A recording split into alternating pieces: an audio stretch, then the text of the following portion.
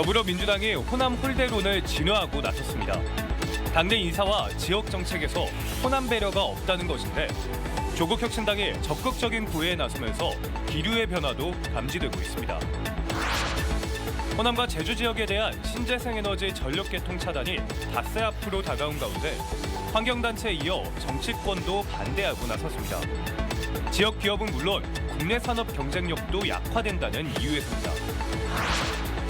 꽃사슴이 농작물을 파헤치고 차에 부닥치는 등 여수 금오도의 주민들이 큰 피해를 입고 있습니다.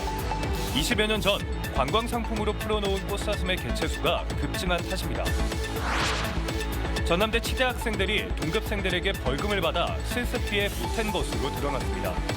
관행처럼 이어져와 학생들은 영문도 모른 채 벌금을 내야 했는데 반인권적 행태라는 비판입니다. 시청자 여러분 안녕하십니까? KBC 8시 뉴스 시작합니다. 이재명 2기 체제가 시작된 이후 더불어민주당의 호남 홀대론이 갈수록 커지면서 당내 지도부가 잇따라 호남을 찾고 있지만 지역민들의 반응은 차갑습니다.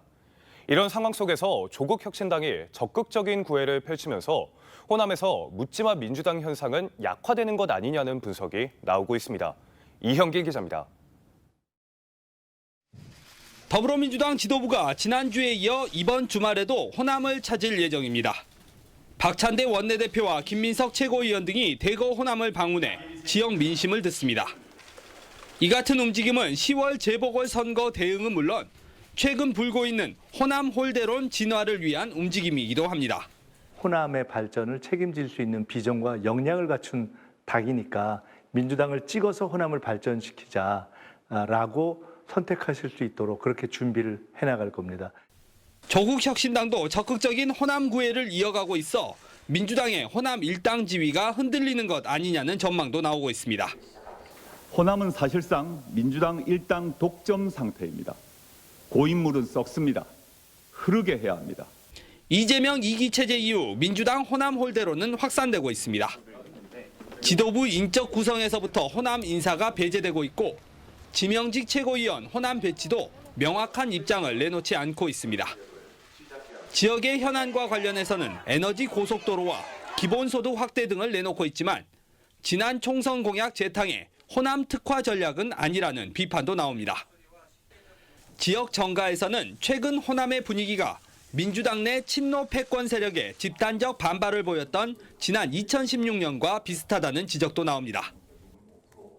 호남을 대표하는 대한 정치 세력 출현과 민주당을 향한 묻지마 지지 약화 등으로 전통적 지지층이 흔들리고 있지만 이에 대한 민주당의 대응은 여전히 소극적이라는 평가도 나오고 있습니다. KBC 이영길입니다. 5.18 기념재단과 광주시가 5.18 민주화운동 역사를 왜곡한 현수막을 내건 정당과 정치인에 대해 수사를 의뢰했습니다. 5.18 기념재단과 광주시는 오늘 민경욱 가가호호 공명선거당 창당준비위원장과 해당 정당을 5.18 허위사실 유포에 따른 특별법 위반 혐의로 광주경찰청에 고발했습니다. 민 씨와 해당 정당은 이달 중순 광주 곳곳에 5.18 북한군 개입은 사실이며 유공자 상당수가 가짜라는 허위 사실을 적은 현수막을 게시해 공공연하게 역사를 왜곡한 혐의를 받습니다. 호남과 제주 지역에 대한 신재생에너지 전력개통 차단이 닷새 앞으로 다가왔습니다.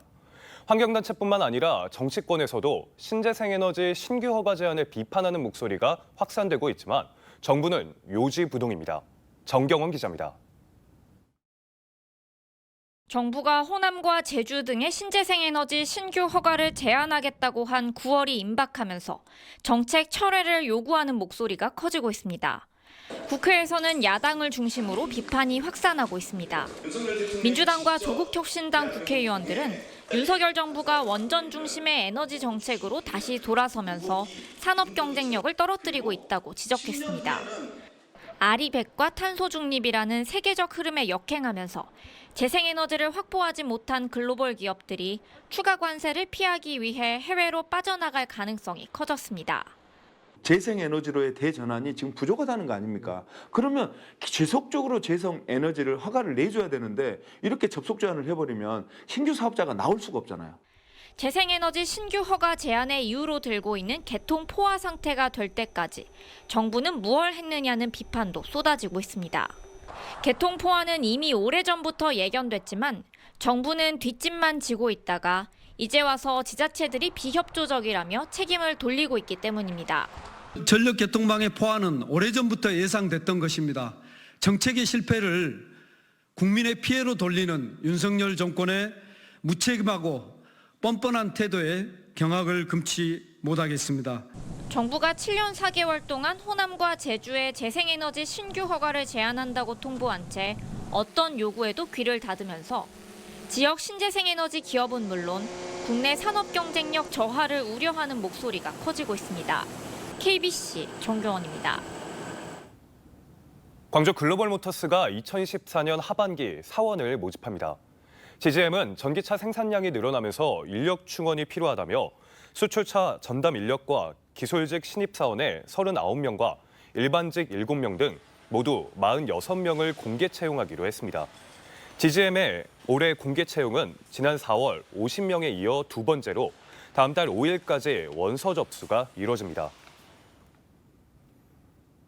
광주에서도 여자 학생의 얼굴 사진을 합성한 딥페이크 성착취물을 동급생이 보관했다는 진정이 제기돼 경찰이 수사에 돌입했습니다.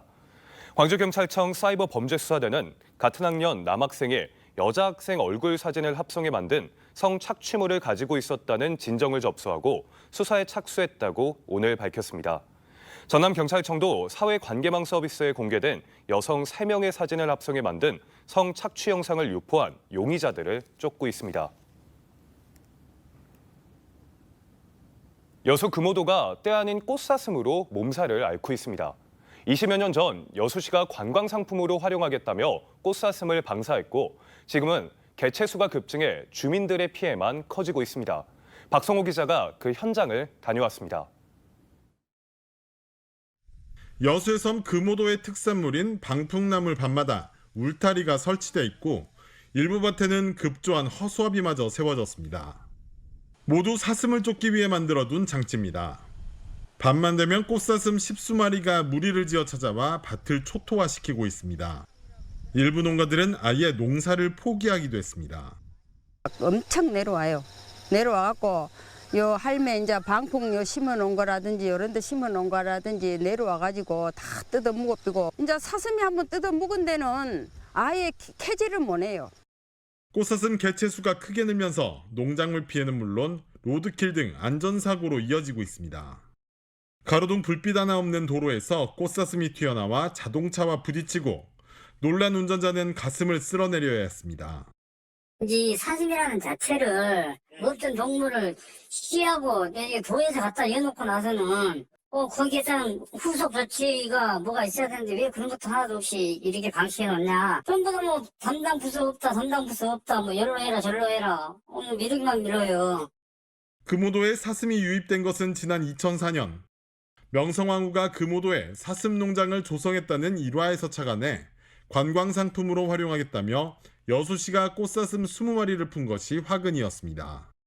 20년이 흐른 지금 금오도에 몇 마리가 서식하고 있는지조차 가늠이 되지 않고 있습니다.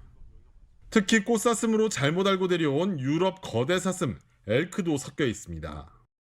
피해가 잇따르면서 개체수 조절을 해달라는 민원이 쇄도했지만 이렇다 할 해결책은 나오지 않고 있습니다. 사슴은 유해조수로 지정돼 있지 않아 멧돼지처럼 사냥이 불가능하기 때문입니다. 우선 개체수가 제일 줄여주는 방법이 제일 크다 생각합니다. 여수시에서 허가를 주지 않기 때문에 저희들이 합법적으로 잡지를 못하고 멧돼지만 고라니하고만 사냥을 하고 있습니다. 순환동물로 알려진 꽃사슴이 20년간 방치되면서 주민들의 안전을 위협하는 흉물이 되고 있습니다. KBC 박성호입니다. 전남대학교 치의학 전문대학원 학생들이 결석이나 지각, 복장 위반, 학교 행사 불참 등을 트집 잡아 벌금을 부과한 것으로 확인됐습니다. 이게 모은 돈을 실습비에 보탰다고는 하지만 학생들은 영문도 모른 채 벌금을 내야 했고 반인권적인 행태라는 비판입니다. 고영민 기자가 보도합니다. 전남대 치의전원 학생들의 벌점 규정입니다. 수업 시간에 진동이 울리거나 가운을 입고 밖에 나가면 벌점을 받습니다. 벌점 30점을 초과하면 학생들은 1점당 10,000원을 내야 합니다. 학생 생활 매뉴얼에는 수업 호응도가 가장 중요하다며 교수 강의에 리액션을 강조하기도 했습니다. 학생들에게 후드티를 입지 못하게 하거나 슬리퍼를 신지 못하게 하는 등 복장 통제를 이어온 것으로 확인됐습니다. 오래전부터 관행처럼 학생 대표들이 학생들에게 직접 벌점을 매기며 돈을 걷어온 겁니다. 이들은 부족한 실습비를 보태기 위해 이렇게 돈을 모았다고 주장했습니다. 하지만 전남대 치의전원의 한 학기 등록금은 약 700만 원. 여기에 매년 학급비를 명목으로 전 학생에게 학기당 50만 원에서 많게는 100만 원을 추가로 거출했습니다. 학생 대표 측은 교육과정 외 재료비가 많이 들어 불가피했다며 사용 내역은 모두 투명하게 관리하고 있다고 해명했습니다. 학급 공용 실습 물품 아니면 학년마다 나오는 자료 같은 게 있어서 그거에 대한 인쇄비 걷는 양이 많다 보니까 나중에 4학년 졸업하고 나서는 일정 금액이 남아요. 그래서 그거는 동기 수만큼 등분해서 그냥 다시 환급하는 식으로. 하지만 학생이 학생을 감시하며 벌금을 부과하는 방식이 반인권적이라는 지적이 나옵니다. 생활을 제한하는 그런 문화들도 규정에서 다 삭제하고 인권 친화적인 문화로 거듭되고 있는데 대학원에서 이런 일이 발생한 것은 되게 시대착오적이다. 전남대 치의전원과 학생 대표는 벌금 현황 등 실태를 조사한 뒤 부적절한 조항을 삭제하겠다고 밝혔습니다. KBC 고영민입니다. 전남도 교육청은 시국 사건에 연루돼 임용에서 제외된 교원 23명의 근무 경력을 인정하기로 했습니다. 전남도교육청은 오늘 임용 제외 교원의 피해 복구 심의위원회를 열고 1980년대 후반에서 90년대 초반 민주화 운동 등에 참여했다 교원 임용에서 제외된 23명에 대해 임용 제외 기간을 근무 경력으로 인정하는 안을 의결했습니다. 이번 의결은 진실 화해를 위한 과거사 정리위원회가 당시 문교부와 시도교육위원회가 헌법이 보장하는 기본권을 침해했다며 국가의 사과와 피해 회복을 위한 실질적인 조처를 할 것을 권고한 지 1년 2개월 만에 이루어졌습니다. 내년도 정부 예산안에 반영된 광주시와 전남도의 국비 확보 현황이 나왔습니다. 광주시는 올해 정부안보다 1,800억 원이 늘었고 전남은 2,900억 원이 증가했습니다. 강동일 기자가 보도합니다. 내년도 정부 예산안에 반영된 광주광역시 국비 확보액은 3조 3,244억 원으로 지난해보다 5.8%, 1,818억 원 늘었습니다. 광주 도시철도 2호선 건설 1,398억 원을 비롯해 광주 성종에서 순천 전철화 190억 원, 광주 비엔날레 전시관 건립 35억 원 등입니다. 신규 예산은 온 디바이스 AI 서비스 실증 확산 30억 원, 미래차 핵심 부품 플랫폼 구축 3억 원, 광주 인공지능 사관학교 운영 42억 원 등 31건 1,351억 원입니다. 5.8%가 늘어났습니다.